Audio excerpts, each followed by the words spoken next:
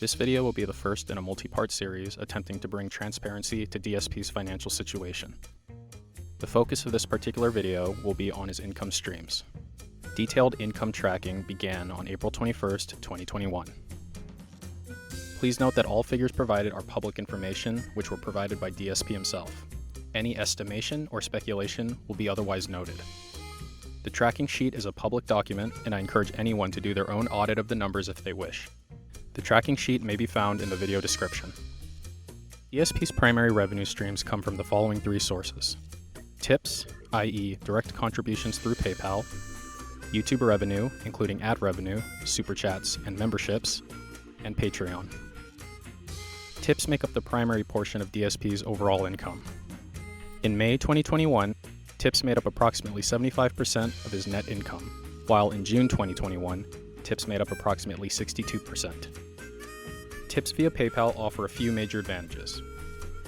They are received instantly and can be transferred by DSP to his bank account either same day via PayPal Instant Transfer for a small fee, or within 3 to 5 business days for free.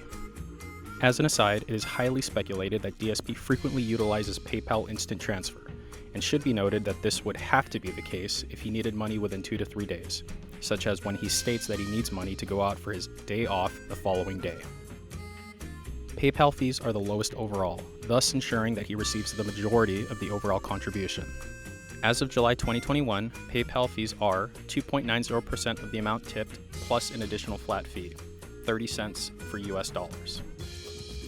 Important to note that effective August 2nd, 2021, PayPal fees will be changing to 2.89% of the amount tipped, plus an additional flat fee increasing to 49 cents for US dollars. This will significantly impact the amount received from current $1.30 minimum tips. Under the old scheme, DSP would receive 96 cents from every $1.30 tip. Under the new scheme, DSP will receive 77 cents from the same tip amount, a loss of approximately 20%.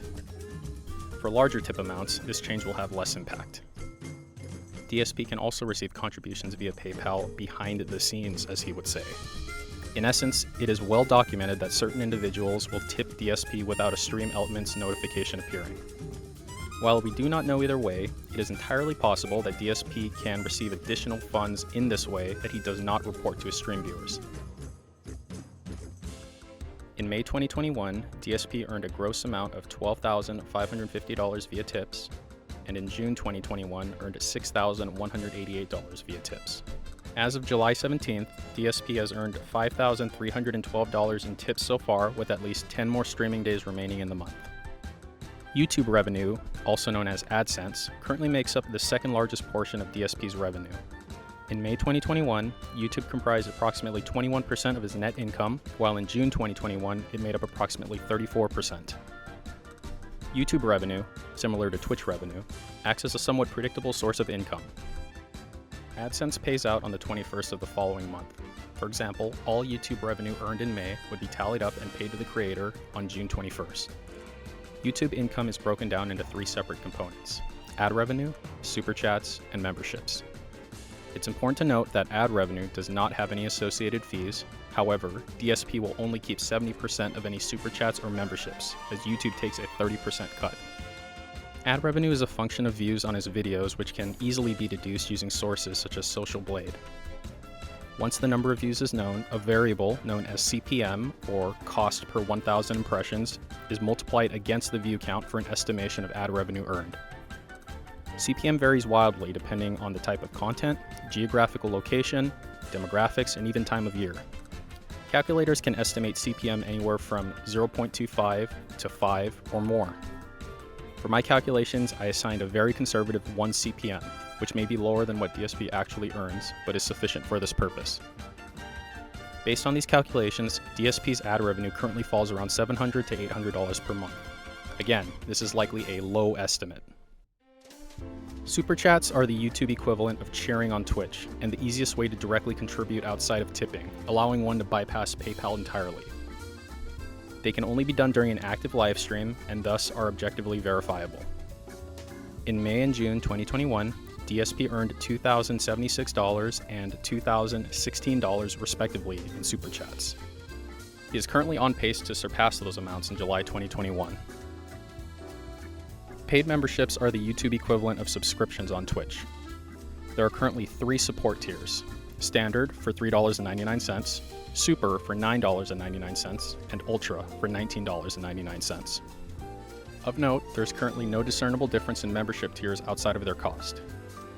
If someone were to become a member during an active live stream, it would display in the chat as well as through stream elements.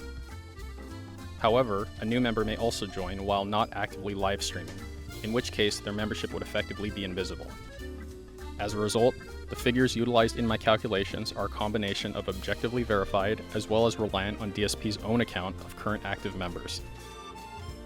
As far as I'm able to tell, YouTube memberships will auto-renew on the same day of the month as the initial join date.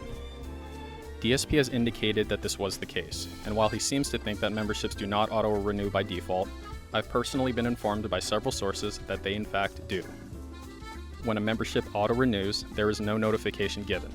But if someone were to not turn on auto-renew, but allow their membership to expire and then manually renew during an active live stream, they would receive a chat and stream elements notification, along with maintaining their total amount of months as a member. This would provide something of an incentive for viewers who wanted visual recognition of their renewal to disable auto-renew and to manually renew every month.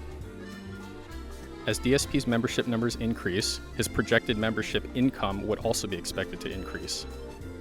DSP's calculated membership income was $797 in May 2021 and $914 in June 2021, and is on pace to surpass that amount for July 2021. Here is the combined YouTube gross revenue for the months described.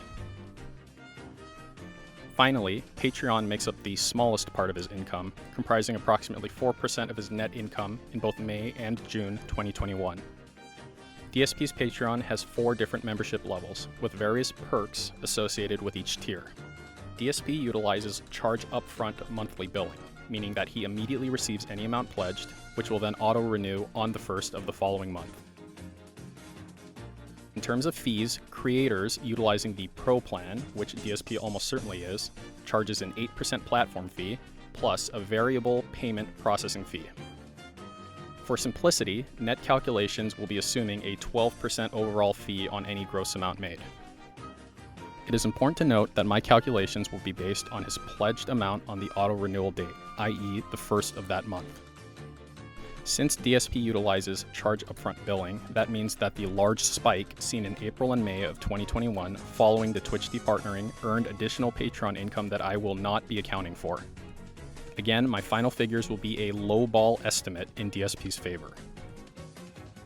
Prior to DSP's Twitch departnering, his Patreon income had stagnated at $262 per month. Afterwards, following a significant spike to $750 in the middle of May, it has slowly decreased over time to a current monthly pledged amount of $416. Now that we are armed with the gross income information, as well as associated fees, it is time to assess his net income for the previous 2 months. Again, please note that YouTube income earned would be received by DSP on the 21st of the following month. As seen here, DSP earned a net total income of $15,486 and $9,327 for the months of May and June 2021, respectively. Divided against his total hours streamed, he had earned $89 per hour in May and $53 per hour in June. This bears repeating that DSP likely earned an amount more than calculated, as several figures are conservative estimates in DSP's favor. If you are interested in this type of analysis, please consider subscribing, as my next video in this series will assess what is known about his total monthly fixed and variable expenses, in an attempt to find out how someone who earns so much can cry so much distress on a daily basis. Again, all information presented can be verified using the public spreadsheet and comparing against primary sources such as DSP's own videos. I hope that this video was enlightening. Please feel free to ask any questions in the comments section. Take care.